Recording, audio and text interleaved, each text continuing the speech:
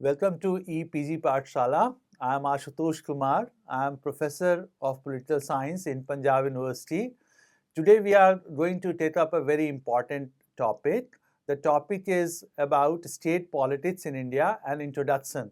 This is the first chapter, first topic in the paper which we are introducing in e-Pathshala, which is titled State Politics in India. So my presentation today would be on this topic, and it would be divided into 4 parts. In the first part, I would discuss about the emergence of the state as very important political and economic unit in contemporary India. And in this part, I would also refer to the processes which have made it possible for the emergence of the state as very important unit. You know, like for many years in India, we always talked about, like when I was young, like you people, we were always talking about Indian politics, Indian states. So we always had a very macro kind of analysis. But over the years, you must have noticed that there is a much greater attention towards the state level politics, state level economy. So that would be the first part. In the second part, I would refer to what have been the factors which have led to the emergence of the state. So what are the processes? What are the political and the economic processes which have led to the emergence of the state? And why these processes are important? That would be the second part of my presentation. And in this part, I would also refer that these processes have led to the emergence of the state, and because the states have become very important, so state politics as a discipline also has gained recognition, because we know that for many years, state politics was not seen as an independent discipline. It was seen as a sub-discipline of Indian politics. But now we have a separate paper and we have a separate recognition to this discipline, state politics. So that would be the second part.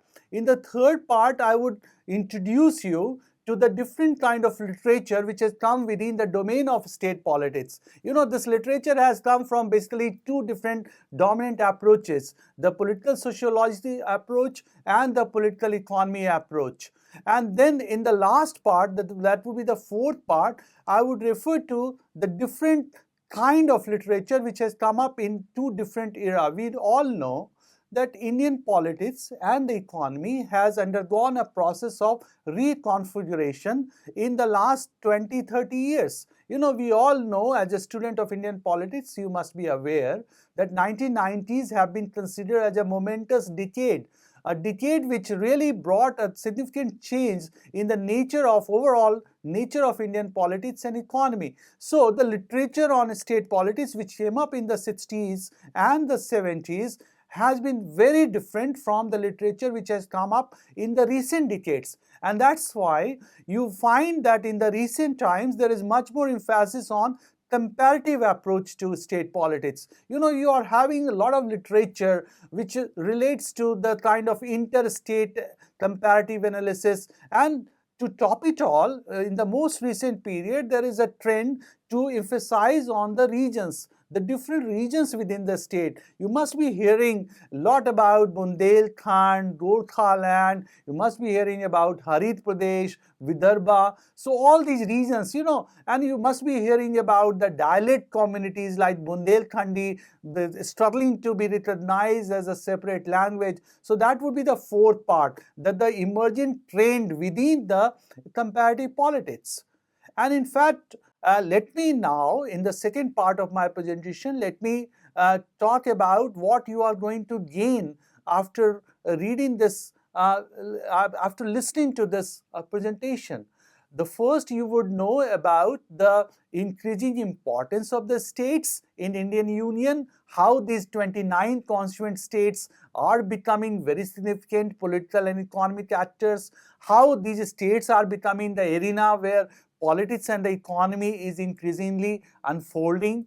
You would also know about the important political and the economic processes which have really reconfigured. You know, we always talk about Indian politics has been in a process of transition, it has been in a process of transformation. So what are those processes which have really led to the reconfiguration of the Indian politics and the economy, and how these factors have led to the emergence of the states? And also you would know about the different kind of writings, a very exciting body of literature which has come up relating to not only a particular state but also about the two or three similar like states, because it is very important to understand that these states are very much comparable. Why these states are comparable?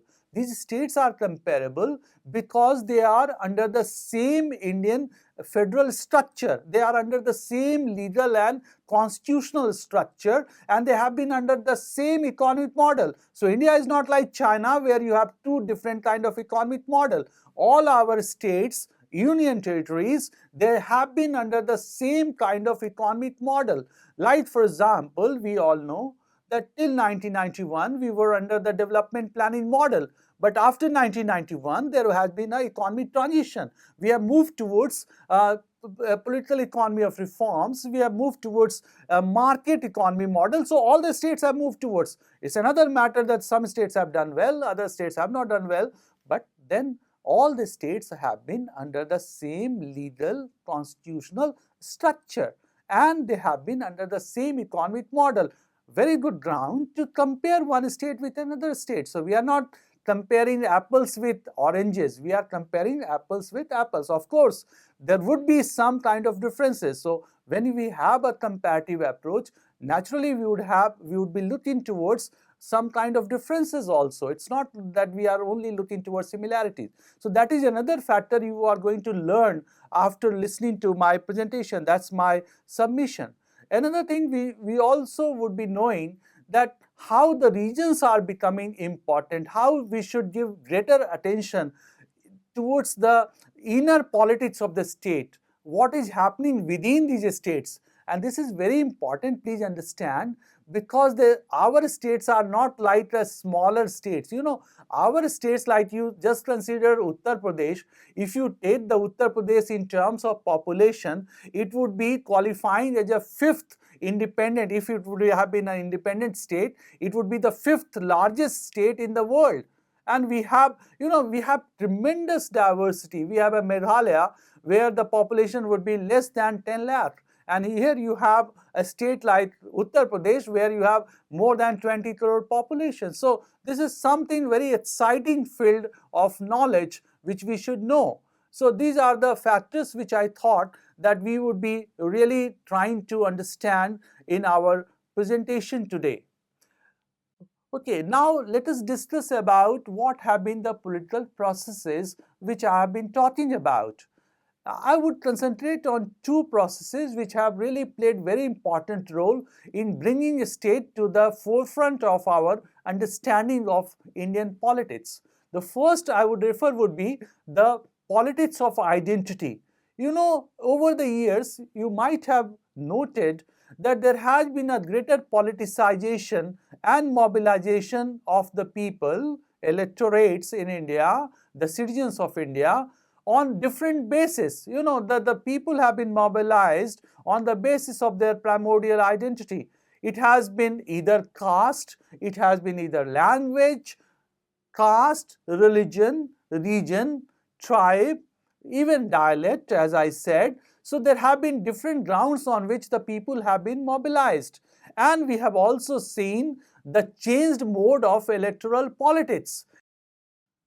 As you see the map of India, political map of India, you find that there are 29 constituent states and 7 union territories. All these states are mentioned in the first schedule of the Constitution. I just want to add that the number of the states have increased over the years because there has been a consistent demand for the reorganization of the state, earlier on the basis of language and then on the basis of demand for administrative efficiency, development and greater democracy. When you see this map, what do you find? You find that there are 4 states which have been highlighted. Which are these 4 states? If you refer to Uttarakhand, Chhattisgarh, Jharkhand, they were created in 2000, and the most recent state, Telangana, which was created in 2014. What is so important about these 4 states? The important thing about these 4 states is that these states have been created not merely on the ground of cultural identity or on the ground of linguistic identity. In fact, the demand behind the creation of these states has been the demand for greater development, greater democracy, and administrative efficiency. So that has been the main focus of the demand for the creation of these four new states. And in fact, that is the story of all other regions also, from where the demand for smaller states or the new states are emerging. In fact, now what is happening in today's India, and I would refer to the phase which came up after the decline of the Congress as a dominant party. You must be knowing that for a considerable period of time, the Congress party was the dominant party, not only electorally, it was a dominant party also in ideological terms, because the Congress was Congress was representing the ideological consensus like the secularism, development, democracy, development. So all those factors, the Congress was playing the role of dominant center, and Congress was winning almost 2/3 seats in the first three general elections. In fact, the decline of the Congress starts in 1967 general elections. And after that, what has happened is that there has been a politicization of the hitherto politically dormant identity groups. So this is very important point. So what we have seen is that earlier the Congress was having a kind of broader social coalitional support base. Congress was being supported by the so-called upper caste, by the so-called lower caste, minorities. But over the years, what has happened, and especially after 1967, the different caste, different peasant caste, the middle caste, the so-called backward caste, they have emerged in a big way.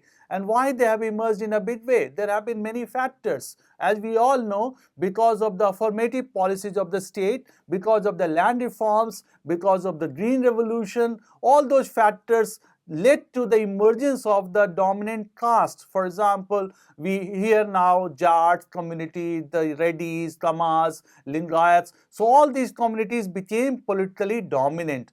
And how is it related to the state? It is related to the increasing importance of the state, because most of these peasant communities, they were confined to a territorial unit. For example, when we talk about, say, a Hindu Jat community, they are confined to Haryana. When we talk about the Yadavs, they are confined to Uttar Pradesh. When we talk about Lingayats, they are confined to Karnataka. When we talk about Vokaligas, they are confined to Karnataka. When we talk about the Nayars, they are confined to Kerala. So these castes, they were confined to a particular state, the peasant caste. So when they have emerged and they have challenged the hegemony of the state, they have looked towards their own state parties. And that's why you would find that in the 90s, there have been so many parties which have emerged. And with the emergence of the state parties, the increasing importance of the state has also been established. There is another factor which I wanted to bring to your notice.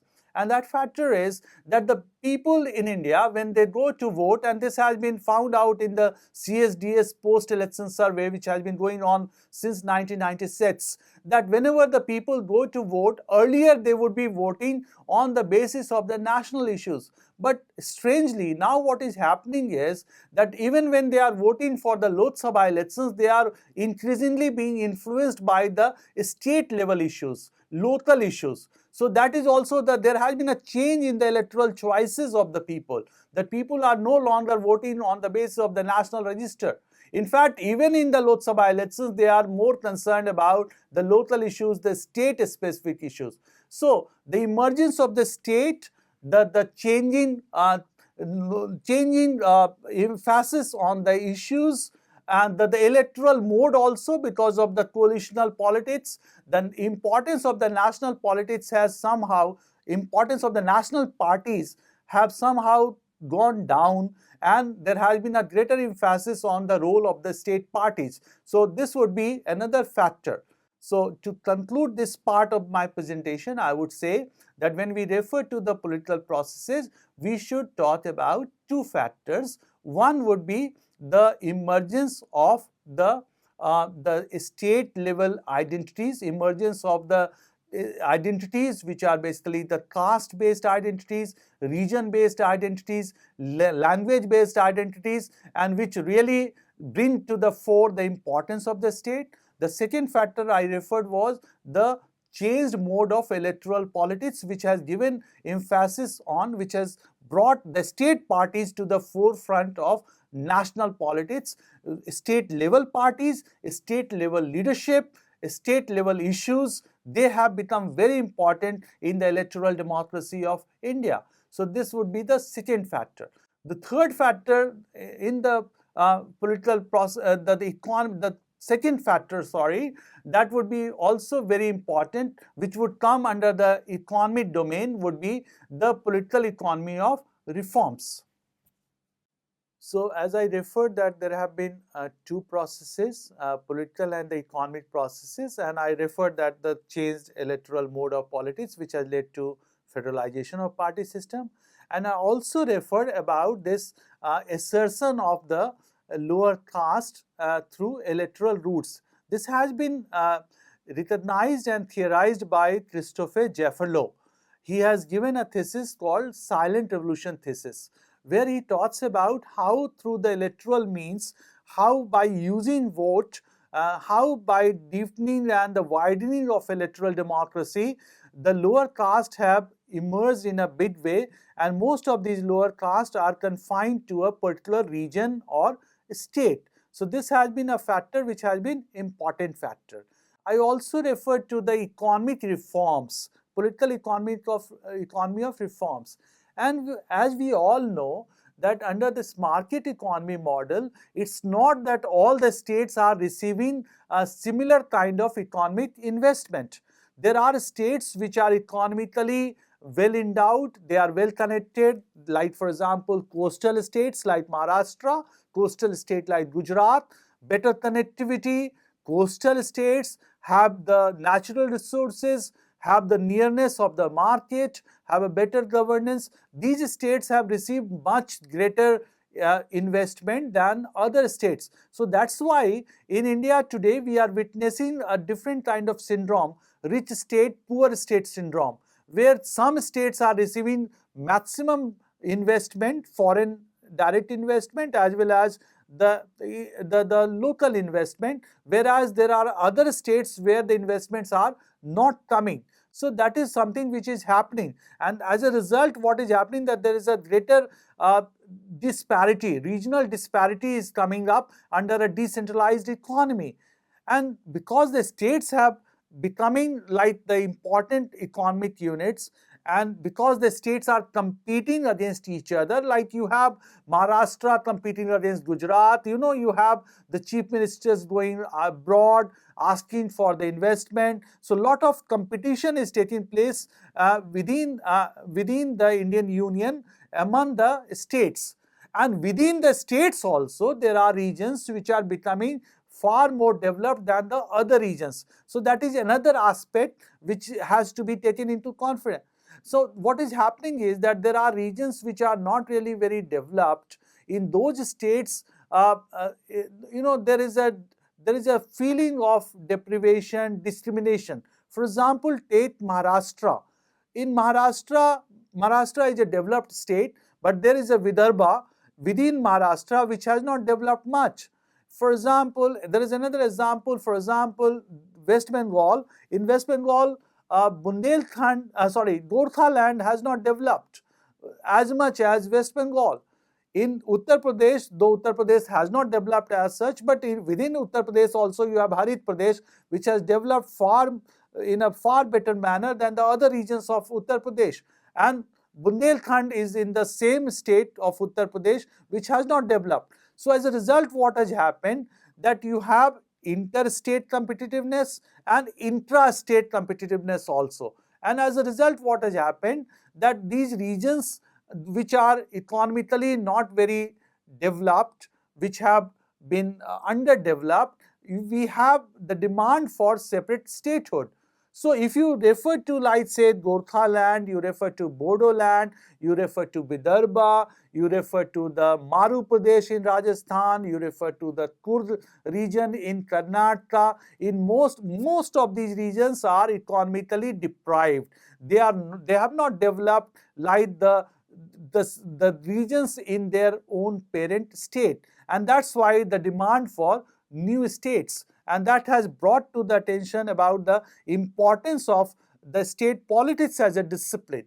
And then, like, for example, this I refer to this emergence of identity politics. So you find also that there is a factor called this dialect community. So Bundelkhandi, the Bundelkhandis have been saying that we are a different language. We should be recognized in the constitution in the 8th schedule, and we should be given a separate statehood. Even like recently, you must have heard Telangana has been created. Telangana people have been saying that our Telugu is different from the Telugu being spoken by the coastal Andhra people, the Simandhra people, the today's Andhra Pradesh.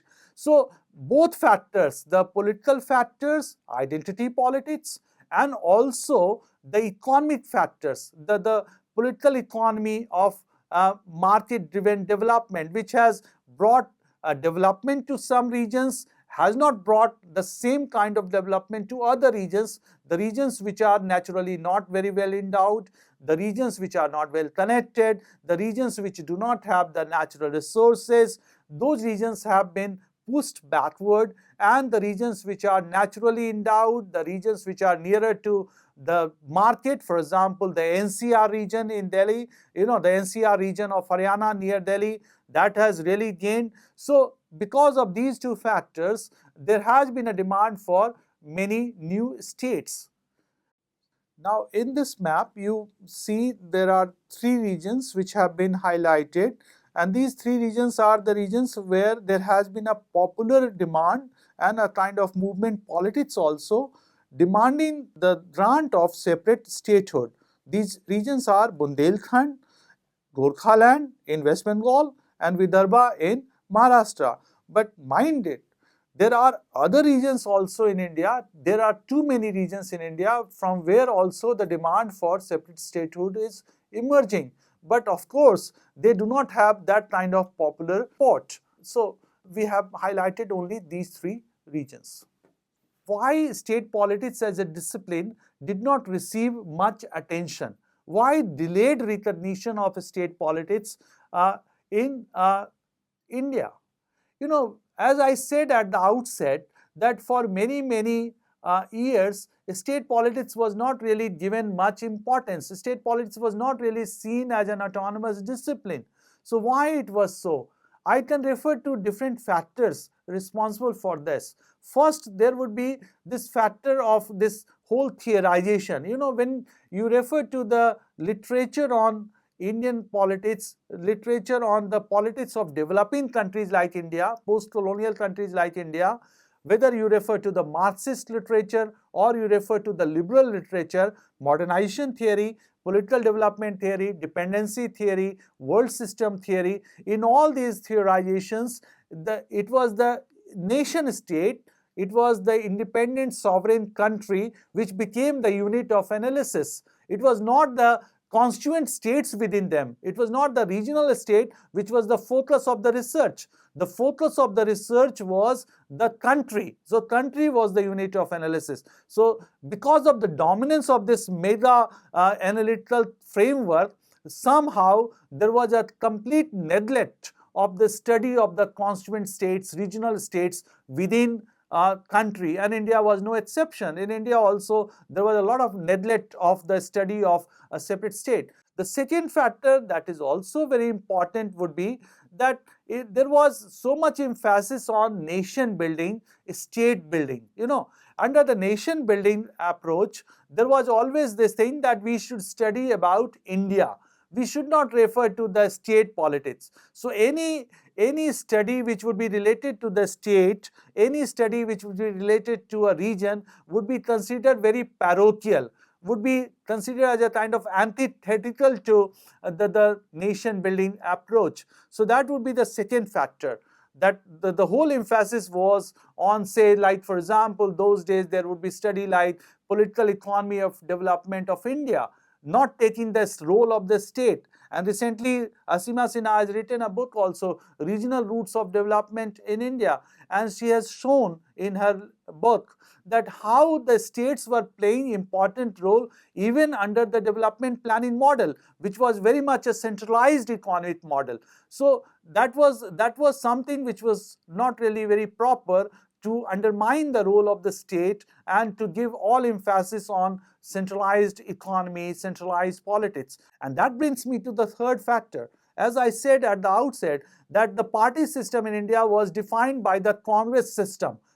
For many years we talked about the Congress party playing dominant role. So because the Congress party was ruling at the center and the Congress party would be ruling at the state level, so there would be this kind of feeling that why to study the state politics? In any case, state politics is a carbon copy of national politics. The state economy is the carbon copy of national economy, because Planning Commission, Finance Commission, National Development Council, they would be playing the role. It would be the high command politics. So why to give so much emphasis, or why to spend energy to study the state specific study?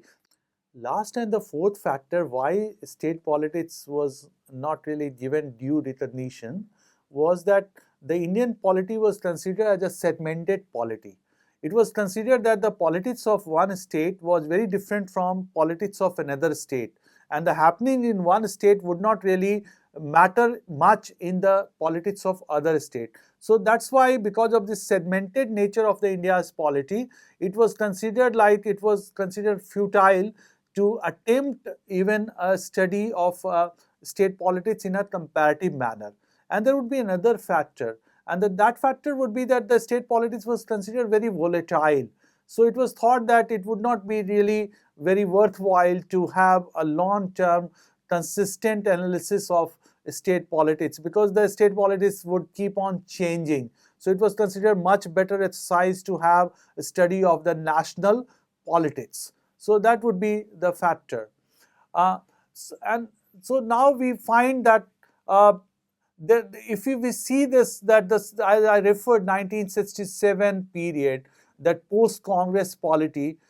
Post-Congress polity, when the state parties emerged, when the state level identity groups emerged, I refer to this, the peasant caste and the land owning caste emerging in a big way in electoral politics and in the democratic politics. So with that, you have three writings which have been very seminal writings. The three edited volume on the state politics. The first volume was by Myron Wiener, which came up in 1968. The second volume was by Iqbal Narayan, and third one was John Wood. And then lastly, we had a 2-volume edited by Francine Frankel and M.S.A. Raw. Now, how would you see these 2 volumes? When we refer to the first 3, Wiener edited volume, the Iqbal Narayan volume, and the John Wood volume, all the essays were state-specific essays, and the essays were written from political sociological approach. So in all these essays, there was much more emphasis on empirical analysis, much more emphasis on the reading the political history of those states, what have been the political and administrative structure, and also the nature of the political participation, the electoral outcome, what kind of party system has been there, what kind of caste has been there. All those factors would play a very important role. The nature of the political regime, that would be a very important factor. So basically, these writings in these 3 volumes, they would be much more concerned about the study of the caste structure, the study of the party system, and also the study of the political events and political actor. Then the Raw and Frankel volume, that was somewhat different. Of course, in this volume also, most of the essays were state-specific, but then the essays were written from the political economy approach. So there would be a more emphasis on the traditional power structure within these states. So the essays would argue that there has been a challenge to the traditional dominant caste structure. So basically the relationship between caste and class, the changing nature of power equation in rural India, how the changing relation in terms of the land ownership, how there would be change in the land ownership pattern would impact upon the power structure within the states. That would be the focus of these essays. And basically the thesis which would come out from these essays would be decline of dominance thesis. So the main argument of these essays would be that how in the Indian states the traditionally powerful, ritually superior, economically powerful, land-owning caste, their dominance over the power structure was effectively being challenged by the middle caste and by the backward caste. So that way it was a very important addition to the state politics. Now we come to the recent literature. The recent literature I would divide into three parts. One kind of literature would be, as you can see, the Jatpal Singh, Narendra Subramaniam, Navinita Chadda. They have focused on the single state, but at the same time, they also try, through their study of a specific state analysis, they have tried to come out with some kind of theoretical framework which can be useful for the understanding of the politics of other states also. Then there is a second kind of literature, and there I would bring Atul Kohli and Ashutosh Varshney, John Harris, and many others, those who have tried to bring about two-state analysis or three-state analysis, so basically interstate analysis. That would be the second kind of literature, the comparative literature. And then the third kind of literature which you find would be in the form of the you can say election studies, the Lot Niti CSDS study. So even in the Lot Niti literature and the literature which falls within the domain of comparative politics, they have argued that the states are comparable. As I said at the outset in the first part of my presentation, that the states have been comparable, and for the election studies also they have been compared in terms of their electoral outcome, in terms of the electoral choices, in terms of the nature of the party system which has come up over the years. As far as the comparativists are concerned, like Atul Kohli, and very, very important contribution to this literature on state politics, Atul Kohli argued that Indian Union provides a laboratory-like situation, laboratory-like condition for understanding the issues like ethnic movements, for this issue like how the governance is going happening. So basically his two writings, 1987 writing and 1990 writings, they have taken up two issues. In the 87 writing, Atul Kohli argued that how come some states have done much better than other states in terms of reduction of poverty. In the second of his important seminal writing which came up in 1990, he talked about the governance thing, that why there is a much greater crisis of governance in some states, and in other states there have not been much emphasis on the nature of governance. So that is one. Then there has been other literature also in a comparative mode.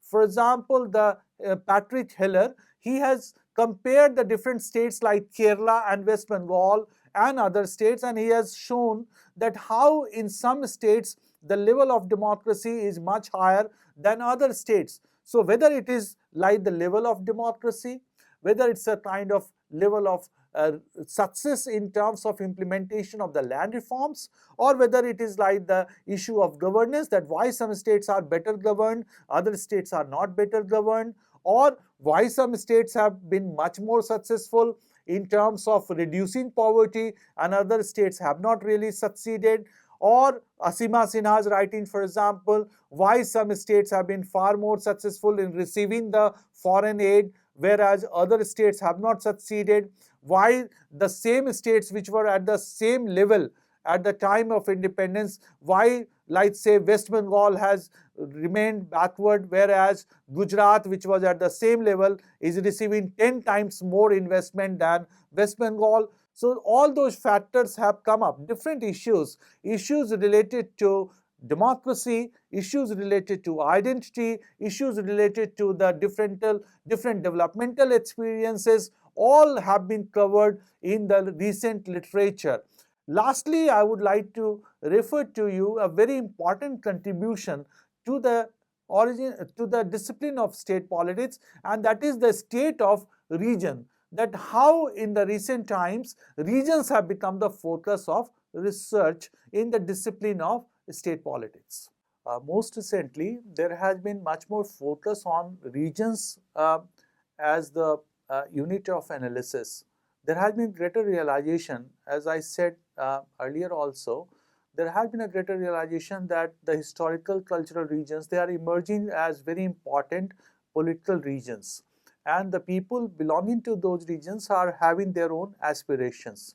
So when we refer to, and I would like to emphasize it again, that when we refer to issues like, say, civic engagement, forms of civic engagement, the nature of development, or the study of the ethnic movement, the autonomy issue, it's much more important, it's much more useful to take Indian state as a kind of laboratory, Indian state, and to have a comparative study. For example, if you are studying, say, the autonomy movement going on in Kashmir Valley, it's much better to compare Kashmir problem, Kashmir issue with Nagaland issue, rather than comparing Kashmir with, say, Sri Lanka, or Kashmir comparing with, say, Ireland, or say Basque in Spain. So that kind of this study, interstate analysis, intra-state analysis, or taking up two regions within one state, or two regions across the states, different states which have a kind of a similar kind of situation, and to focus on one particular issue, that can really be very helpful in understanding the issue and to look for some kind of very fruitful analysis. So in fact, in the recent time, you would find that there has been much more emphasis within the domain of state politics to focus on the regions, to focus, to go beyond the state, to consider the state not sufficient unit, but rather to go for the regions within the state for a kind of comparative analysis. So let us sum up what we have discussed today. I have argued in my presentation that we find that the states have emerged as a very important units of analysis, simply because states are playing very important role in the political arena, in the economic arena also. States have become the platform where the politics and the economy is increasingly unfolding. We have also discussed that how within the states also we have seen the emergence of political regions, and also we discussed that how this comparing the politics of one state with the politics of another state, to consider these states as a mini democracies, having their own specificities, but at the same time comparable to other states because of being under the similar kind of institutional structure, under the same kind of developmental structure, developmental model, they become comparable. So there should be an attempt to not only focus on the state, not only to focus on the regions within the state, but also try to compare one state with another state, compare one region with another region, of course, focusing on a particular issue, and of course also taking into consideration the similarities between the two states. For example, when you compare when you take up an issue like the farmer suicide, you should always consider the states where the farmer suicide is taking place. So you compare, say Punjab with, say, Maharashtra, because these two states are the states where the farmer suicide is taking place. Then you also say that which regions to be compared. So you compare Vidarbha in Maharashtra and Malwa region in Punjab, because these are the two regions where the farmers are committing suicide. So I would argue that the state politics, the horizon of the state politics should be broadened. And I would also argue, and I would conclude on that point, that such kind of analysis would help us to draw the theoretical arguments from different disciplines. So when you have this study of the state politics, you should not confine only to the political sociology approach or to confine to the political economy approach. The study should be multidisciplinary in nature, and the study should also would help us in having a very nuanced, a very kind of, when you try to understand the larger picture, it's always very important to understand the smaller picture, because the reality of Indian politics and the economy is lying more and more in the unit, the state unit, within the states.